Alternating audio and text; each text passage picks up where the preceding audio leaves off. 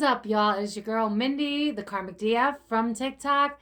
Today we're gonna do how to change your life in 30 days. I know that sounds corny. I usually hate those type of videos, but if you want to grab a pen, a paper, and if you are ready to start living a mindful life, a life that feels energetic, that feels like it's in alignment with you, that feels like you're really truly feeling the joy in the present moment instead of trying to chase joy outside of yourself, then this is the video for you. So as always, if you like this video, please give it a quick like right now, comment, share, and subscribe. And as always, let's get into it. As you know, I like to mix spirituality with psychology, with science, because I believe that they all should be integrated together. So remember this first number one rule. It takes 21 days to make something a habit. So think about all of the bad habits that you have, right? You've been doing it over and over again. It is now in your subconscious programming. So what you need to do is either find an app or set an alarm on your phone, or, if pen and paper works too. Figure out what it is that you want to see your life start to look like, the things that truly matter to you, and start aiming to do it. Now, it's hard. We know that. So if you have like 10 goals, you're visioning yourself, your future of what you want it to look like. And let's say you want to incorporate exercise, you want to incorporate eating healthy, you want to incorporate meditation, you want to incorporate, the list goes on. Let's say you do 5 out of 10 of those. We need to work on that inner critic. So if you only did 5 out of 10 of those, you did 5 out of 10 of those. You have to give yourself credit for the work that you are doing, because that is telling your brain to keep going. When you beat yourself up, that is what you are used to. That inner critic in your mind telling you that you can't, that you won't. That is why we are so stuck when we try to change, because the first few days are the hardest. I don't know why I'm hearing the song, The First Cut is the Deepest. They're trying to show me that basically it's going to be hard, it's going to hurt, it's not going to be easy, and you're going to beat yourself up. What I'm trying to get you to realize is that you're human and you are capable of making mistakes, but it is going to hurt either way. You're going to be hurt if you don't change. You're going to be hurt if you do. Also important from a psychological standpoint is you are showing up for yourself, which means that your inner child, your inner self, your subconscious is starting to trust yourself. So if you keep on keeping on, even though it's hard, I'm hearing the song Don't Stop Believing. So yes, absolutely. Spirit's making me laugh because all of a sudden I saw chugga chugga chugga chugga choo choo, and like you can do it with like whatever. Anyway, the point is you're going to be able to build trust inside of yourself. You are going to start to feel prideful. You're going to start to build that self-confidence that you didn't think that you could have. There are so many other good things coming from this because you have decided to choose yourself first. Scientifically speaking, your brain does not really understand time. That's why certain things are trauma triggers, because it doesn't know the difference. So what you're doing is you're building trust with your brain. You are actually learning how to show up for yourself. And that way your brain feels a little bit safer. Things start to feel like it's making sense. And as the days progress, it's going to start to feel like it's right for you. And it's going to be a lot easier for you to get out of bed, to start the new things that you want to do, whether it's a healthy diet, which I highly recommend, all natural as best as you can. These processed foods are no good, and start focusing on the wins. The little wins are still wins. It's how you talk to yourself that builds the self-esteem. There are so many ways to help yourself be happy when you do this, when you get into this line of believing and trusting in yourself. Think about how many times people haven't shown up for you, right? And you're like, I'm not shocked. They haven't shown up for me in the past. Why would they show up for me now? Well, that is the same type of thing that goes on in your brain. Your brain knows that you're not going to really change. Think about how many New Years that we pass where it's like, I'm going to do this. I'm going to go to the gym, blah, blah, blah. And then we never do it. And that's why our brain doesn't actually take us seriously. And that's how all of this kind of works, psychologically speaking. We need to develop trust within ourselves, and that comes from standing up and taking accountability for our own lives and what it is that we want to see. Do you want to be the creator of your own life, or do you want to watch as everybody else does it?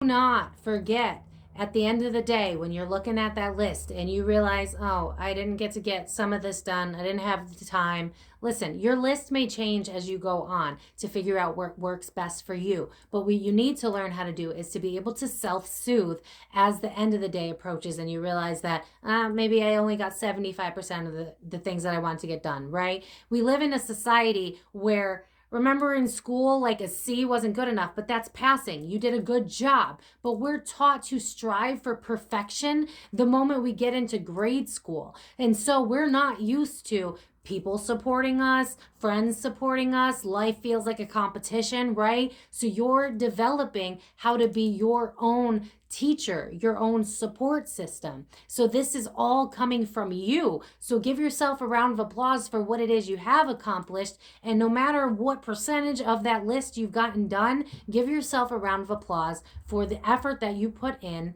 to put into yourself instead of external things. We like so easily to run away. Escapism is so big in our society. It is much easier to binge a show on Netflix than it is to deal with our emotions and the fact that we're unhappy. But if you're unhappy, what are you doing about it? You know, we have the option to change, but we have to get comfortable with being uncomfortable.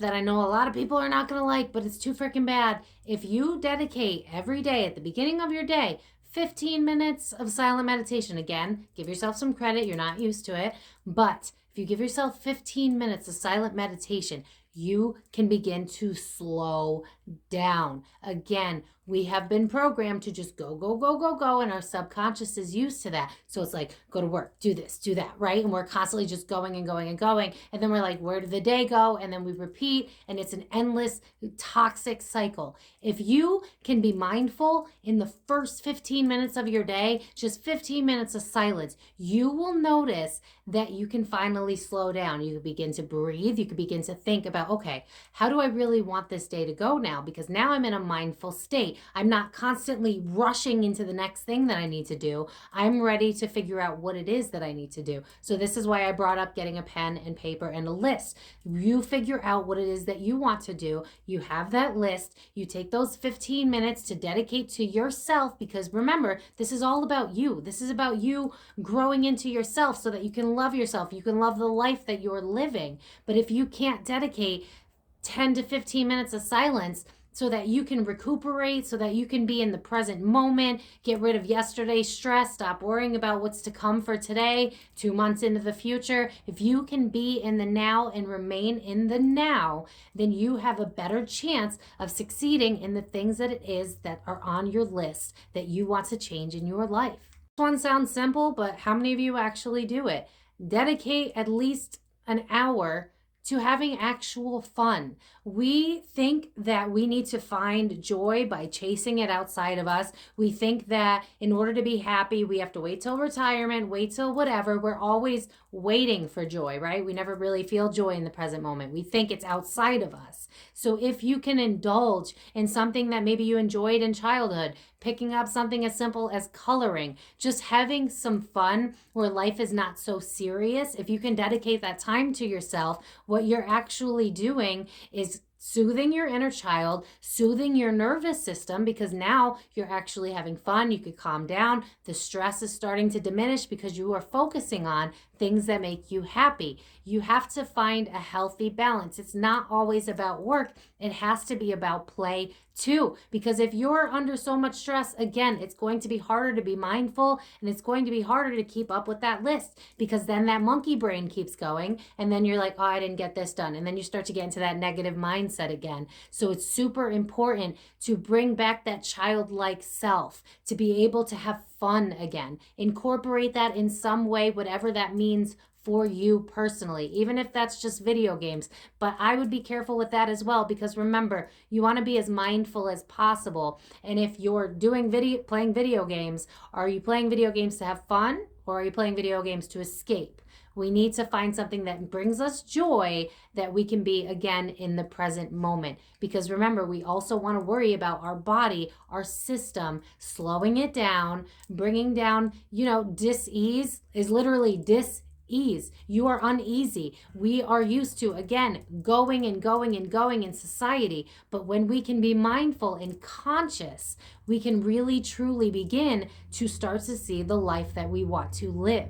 To sum this video up, I'm just going to give you what my list was and how I ended up doing it and changing my life for the better. I realized that I wanted to become someone who was more into fitness. I realized I wanted to become someone who got into yoga. I realized I wanted to go to an all-natural diet. I realized that I wanted to meditate as much as possible. I realized that I wanted to work on my inner critic. So every morning I would make sure that I was talking to myself in a proper way. And when I started this journey, I wasn't getting everything done right away. And I was beating the hell out of myself. I was like, all right, you only got 5 out of 10 things done. Like, how do you expect to? We need to stop. This is what we've been trained to do, is beat ourselves up, because we live in a society that deems perfectionism as the right way to go. That's not possible. And that is why we are all so stressed, and we have a society that is falling apart. We are tired. So give yourself that break and realize that you are human and change takes time. I had my list, and every single day I would try and get everything done. And when I didn't get the things done that I wanted to get done, I did not beat myself up.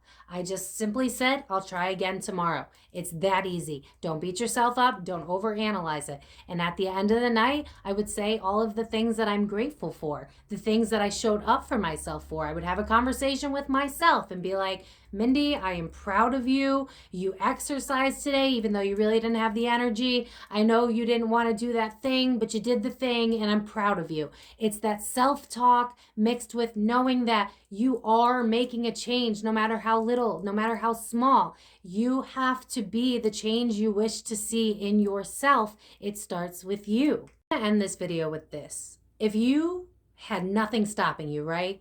What would you like to see your life look like? Now I want you to try and embody that as if it was already happening.